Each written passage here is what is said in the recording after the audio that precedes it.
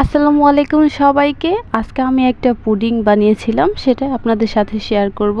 তো এখানে হচ্ছে পুডিংয়ের পুরো রেসিপিটা দেওয়া নেই, তো আপনারা সম্পূর্ণ ভিডিও দেখবেন। ভিডিওটি যদি ভালো লাগে তাহলে আপনারা কমেন্ট করবেন যে পুরো রেসিপিটা দেওয়ার জন্য, তাহলে আমি পুরোটা পরে দিয়ে দিব।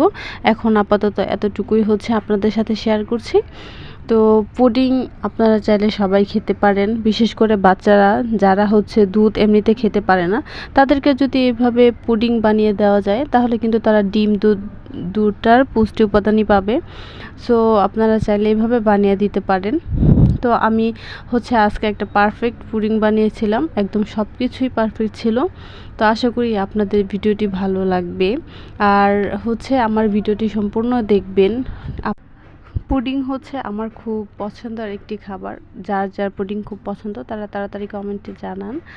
আর হচ্ছে সব থেকে বেশি যে কথাটা, সেটা হচ্ছে যে আমার পেজটি আপনারা ফলো করবেন। আমি হচ্ছে পেজে নতুন, আশা করি আমাদের ভিডিওটা খুব ভালো লাগবে।